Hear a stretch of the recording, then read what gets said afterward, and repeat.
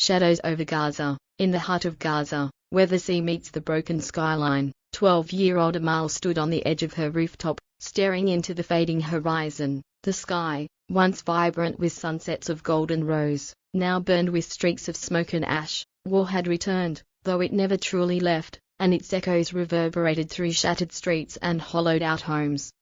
Her father, Yusuf, had spoken of better times, days when bustling markets filled the air with the scent of spices and fresh bread, when the laughter of children rose higher than the calls to prayer. Amal had grown up on these stories, clutching them like precious artifacts, but all she knew was a life punctuated by air raids, sleepless nights, and a landscape forever reshaped by violence. This time, the conflict came swiftly. Sirens wailed, their sound like a warning from the heavens. Amal ran to the staircase, grabbing her younger brother Rami's small hand as they descended to the basement. Now their shelter. Yusuf was already there, his face a mask of calm hiding despair. Beside him sat their mother, Layla, her lips whispering silent prayers. "Stay close," Yusuf said softly, his voice a strained thread of composure. The ground trembled. Outside, the thunder of artillery cracked open the night, drowning out the cries of others like them, families clinging to walls as though they could shield them from the chaos.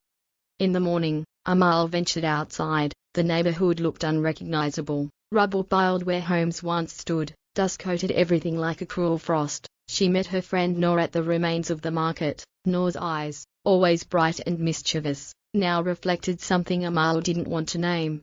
"What will we do now?" Noor asked. Amal hesitated. "Survive." The days blurred into weeks. Aid trucks struggled to arrive, food dwindled, clean water became a treasure, and hope, a fragile thing. Yet, amidst the wreckage, people carried on. Amal watched volunteers risk everything to pull strangers from collapsed buildings. Teachers gathered children in the rubble of old classrooms, scribbling lessons on chunks of broken walls. Life persisted, defiant, unyielding.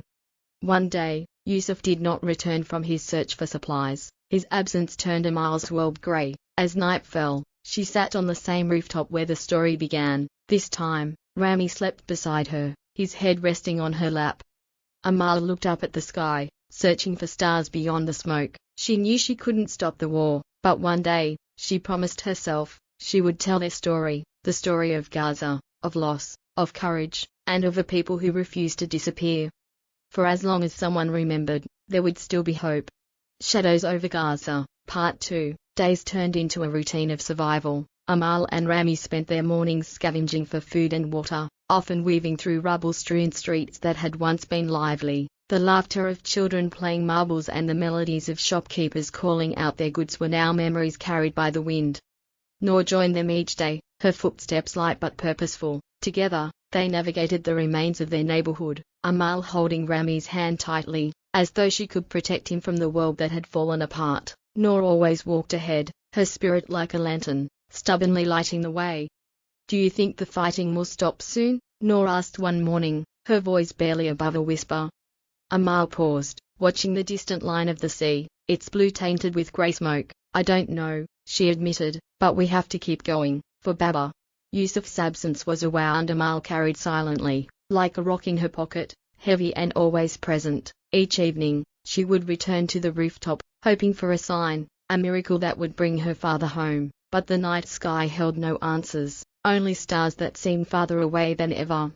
One afternoon, as they scavenged near what used to be the market, a rumble shook the earth. Noor grabbed Amal's arm, pulling her back as part of a wall collapsed nearby. Dust clouded the air, stinging their eyes. From beneath the rubble came a muffled cry. Amal's heart raced.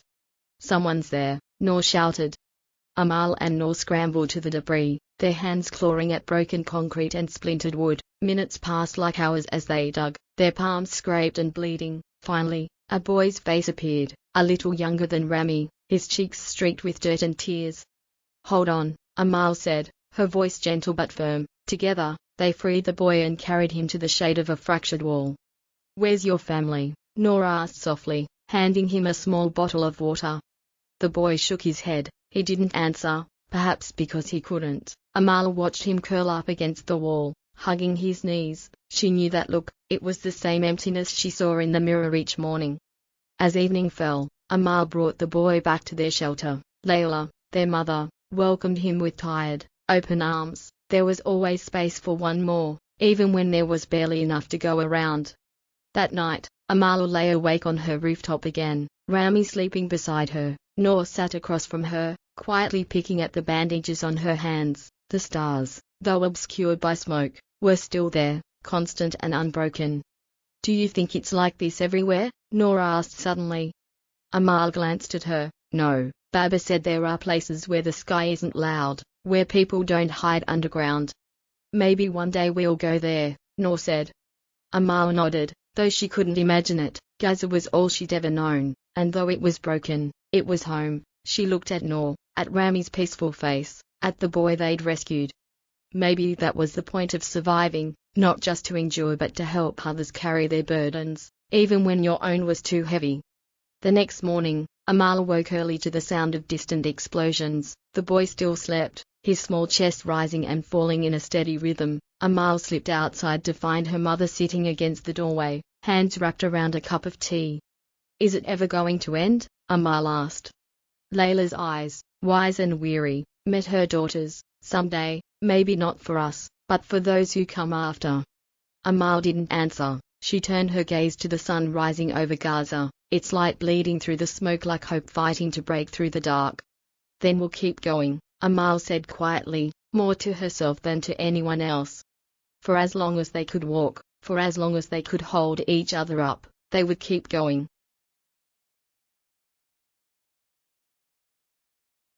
The sun hung low over Gaza, its soft light carving long shadows across the broken city. Amal carried Rami on her back as they moved through the debris-laden streets, Noor walking beside her with an old canvas bag slung over her shoulder. They were heading to the makeshift school, a space someone had created under the remains of a collapsed mosque. It wasn't much, but it was something.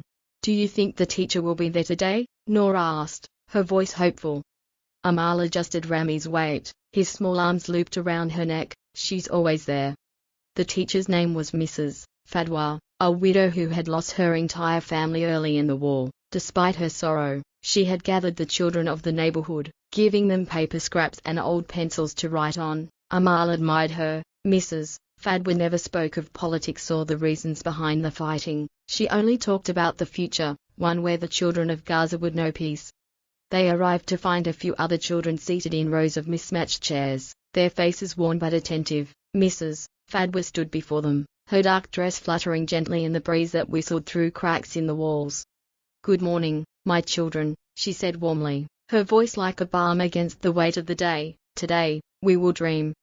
Amal watched as Noor's lips curled into a faint smile. Dreaming was hard here, for Amal. Dreaming meant remembering the taste of fresh fruit from the market, remembering Baba's laugh, remembering nights when the sky was quiet. "Let's talk about where you will go one day," Mrs. Fadwa continued. "What will you do? Who will you become?" Noor raised her hand. "I want to be a doctor," she said proudly. "I want to help people who get hurt." Mrs. Fadwa nodded. "And you, Amal?" Amal hesitated. She didn't know how to dream about a future when her present felt so uncertain. Finally, she spoke. "I want to tell stories," Amal said softly, "so no one forgets what we've seen, so they'll remember us." The teacher smiled. "Then you will be a writer, Amal, and you will carry Gaza in your words." The lesson was short. Before the hour was over, the distant hum of drones cut through the air, forcing everyone to scatter. Amal grabbed Rami's hand, and Noor followed as they ran toward their shelter. It was becoming routine, learning, running, hiding. Back in the basement, Amal sat by the flickering candlelight. Rami slept beside her, his head on her lap. She traced invisible words on the dusty floor, imagining the stories she would tell, stories of her father, of Noor's dream to heal, of Mrs. Fadwa's quiet resilience. A loud thud shook the walls, making the candle tremble. Layla, sitting nearby, whispered prayers under her breath. Amal closed her eyes and thought of the sky outside, dark, crowded with smoke, yet holding stars she could no longer see. Days later, a rare ceasefire brought silence to the city. People emerged cautiously, their faces turned skyward as if waiting for the heavens to release judgment. Amal, Rami, and Noor walked to the edge of the sea, their feet sinking into the cool sand. It was the first time Amal had felt the breeze in weeks. "Baba loved this place," Amal whispered. Noor crouched to pick up a seashell, running her thumb over its ridges. Do you think it will stay quiet? Amal shook her head. I don't know, but right now, it is. Rami ran ahead, chasing the waves as they lapped gently at the shore. Amal watched him and smiled faintly. She thought of Baba's stories, of Mrs. Fadwa's lessons, and of the dreams Noor shared. Amal, Rami called, holding up a small, perfect shell. She walked toward him, her feet leaving faint imprints in the sand. As she knelt beside her brother, she whispered to herself, someday, they'll know our story.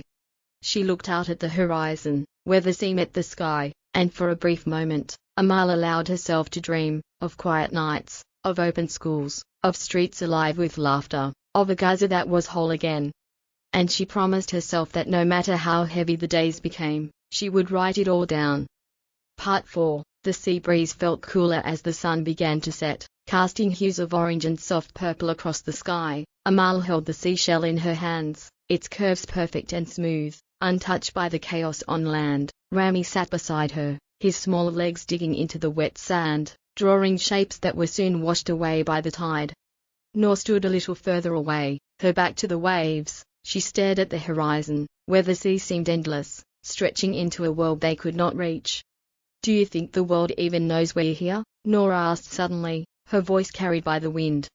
Amal turned toward her. Mama says the world always knows, they just don't always listen.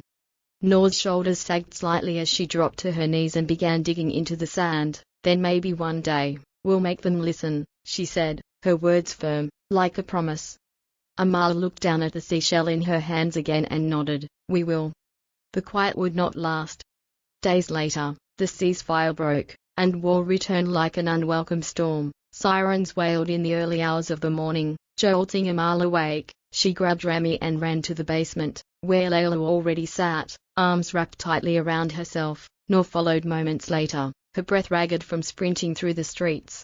This time, the bombs were louder, closer. The walls shook with every impact, the air thick with dust and fear. Amal held Rami close, pressing her forehead to his as he cried quietly in her arms. It'll be over soon, she whispered, though she wasn't sure if the words were for him or herself. The hours passed in fragments, noise, silence, and trembling walls. Then, as suddenly as it began, the bombing stopped. Stay here, Layla said, her voice steady despite the tension in her face. I'll see what's happened outside. Amal watched her mother climb the stairs, the heavy sound of her footsteps fading. Moments later, there was a shout. Amal, Noor, come quickly.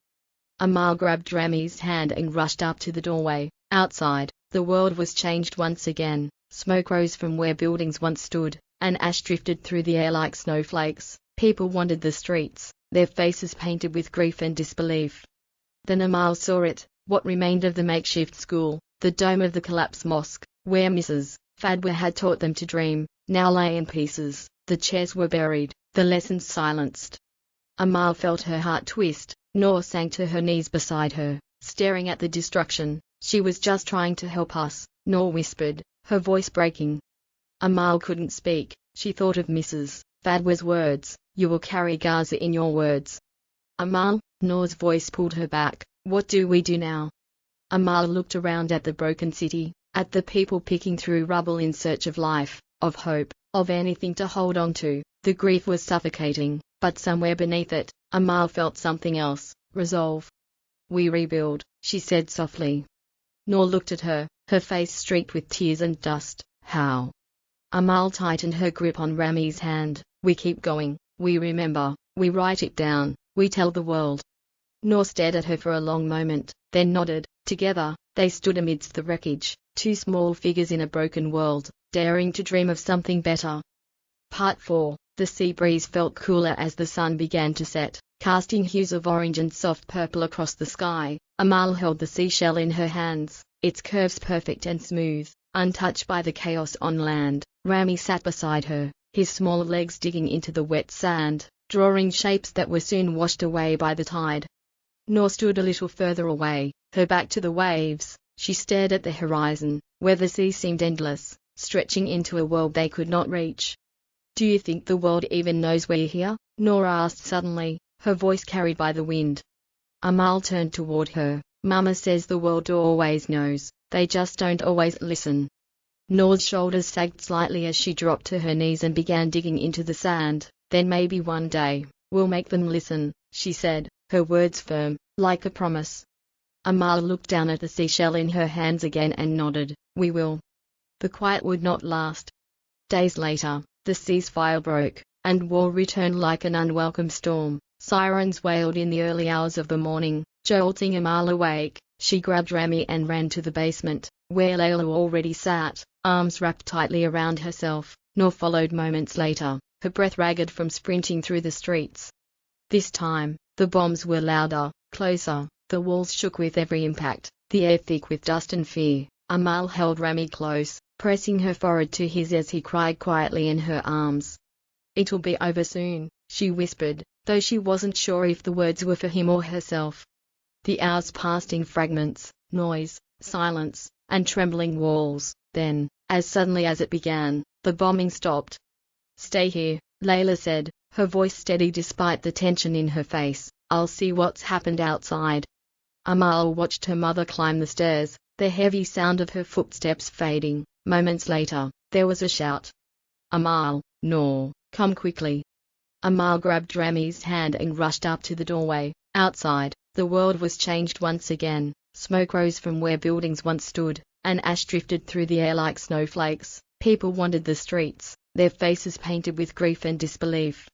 Then Amal saw it, what remained of the makeshift school, the dome of the collapsed mosque, where Mrs. Fadwa had taught them to dream, now lay in pieces. The chairs were buried, the lessons silenced. Amal felt her heart twist. Noor sank to her knees beside her, staring at the destruction. She was just trying to help us, Noor whispered, her voice breaking. Amal couldn't speak. She thought of Mrs. Fadwa's words, you will carry Gaza in your words. Amal, Noor's voice pulled her back. What do we do now?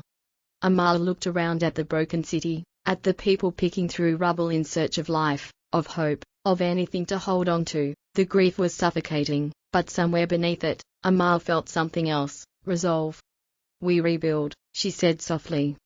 Noor looked at her, her face streaked with tears and dust. How? Amal tightened her grip on Rami's hand. We keep going, we remember, we write it down, we tell the world. Noor stared at her for a long moment, then nodded. Together, they stood amidst the wreckage, two small figures in a broken world, daring to dream of something better. That evening, back on the rooftop, the stars were faint, barely visible through the haze, but Amal searched for them anyway. She sat with a pencil in her hand, the seashell resting beside her as a reminder of the sea and the promise of peace. On a tattered notebook she'd found, Amal began to write. This is a story, the story of Gaza, of dreams buried and rebuilt, of people who endure. I write so no one forgets us. I write because our voices matter. Even if the world isn't listening yet, they will. Rami slept beside her. Noor sat across, and the city lay quiet. For now, Amal wrote late into the night, her words carried by the breeze, as if they might one day escape the walls and travel far beyond the horizon. She wasn't sure when peace would come, but she knew this much: as long as someone told their story, Gaza would never be forgotten. The days blurred into a rhythm of survival, one that Amal had come to accept but not embrace. Mornings were spent searching for water, food, or anything useful amid the ruins. Evenings brought brief respite on the rooftop, where Amal, Noor, and Rami gathered under a fractured sky. Amal would write by candlelight, her words flowing steadily onto paper, as if each line was stitching Gaza's story back together. One afternoon, as Amal and Noor walked through the remnants of their neighborhood, they heard the hum of vehicles in the distance. The sound made Amal pause, her instincts sharpened by weeks of war. Come on, she whispered, tugging Noor's sleeve. But Noor didn't move. Wait, she said, her gaze fixed on the road ahead. The hum grew louder. A convoy of aid trucks rolled into view, their sides painted with symbols Amal didn't recognize. People began to emerge cautiously from their shelters, skeptical but hopeful. It's food, Noor breathed, and medicine. Amal gripped her notebook tightly, watching as men climbed out of the trucks and began unloading supplies. It didn't take long for chaos to erupt. Crowds pushed forward, desperate hands reaching for bags of flour, cartons of bottled water, anything to ease their suffering. Amal pulled Noor back. We'll come later. It's too dangerous now. Noor hesitated but followed, her expression conflicted. What if there's nothing left by then? We'll figure it out, Amal said quietly, though doubt gnawed at her. That evening, Amal found herself sitting with Layla at the shelter's entrance, watching the sunset paint streaks of red and gold across the sky. The silence felt heavy, almost unnatural after the day's chaos. Did you see the aid trucks? Layla asked, breaking the quiet. Amal nodded. There were so many people, we couldn't get close. Her mother sighed, her face lined with exhaustion. They'll come again. People will always try to help, even if it's not enough. Amal frowned, hugging her knees to her chest. Why isn't it enough? Layla turned to her daughter, her eyes soft despite the pain behind them. Because sometimes the world doesn't see us. Not really. They see numbers, headlines. But you, Amal, you make them see. You tell them our names, our dreams. Amal glanced at her notebook, resting beside her. She thought of the pages she'd filled, of Noor's dream to heal, of Mrs. Fadwa's lessons, of the boy they'd rescued, stories of people who loved, fought, and endured despite everything. Do you think it'll matter? Amal asked. Layla placed a hand on her shoulder. It will, one day. The following morning, Noor arrived early, a spark of excitement in her voice. They're rebuilding the market. Amal looked up from her notebook, surprised. What do you mean? People, Noor said, her words tumbling out quickly. They've started clearing the rubble, fixing what they can. Mama says they're setting up stores again, even if it's just for a few days. The news felt like a small miracle. Amal thought of the market from her father's stories, the colors, the smells, the voices calling out from every corner. She hadn't realized how much she missed it until now. Let's go, she said, grabbing Rami's hand. The market was nothing like it once was, but it was alive. People swept away the dust and debris, propping up makeshift stores with whatever wood or metal they could find. Vendors laid out small offerings, bread, vegetables, jars of honey. Children ran between the stalls, their laughter ringing out like music. Amal felt something stir in her chest, a warmth she hadn't felt in a long time. Look, Noor said, pointing to an old man handing out small flags. He says it's to remind us of who we are. Amal watched as people took the flags, their faces lit with quiet pride. Gaza's colors rippled in the breeze, defiant and beautiful. She looked down at Rami, who held a piece of bread in his small hands, a smile spreading across his face. Do you see, Noor? Amal said softly. Even when everything falls apart, we build again. Noor nodded, her eyes bright. Because we have to. As they made their way back home, Amal felt a flicker of hope, fragile, but alive. She held her notebook tightly against her chest, vowing to write about this moment, not just the suffering, but the resilience, not just the war, but the people who refused to be defeated. That night, on the rooftop, Amal sat under the stars, her pencil moving across the page. She wrote about the market, about Noor's excitement, about the way the flags fluttered like a promise in the wind. Rami slept beside her, his face peaceful in the moonlight. Amal looked at the sky, imagining her words traveling far beyond Gaza's borders, to places where people might hear their voices. We're still here, she whispered, as though speaking to the stars. And somewhere deep inside her, she believed that one day, the world would listen.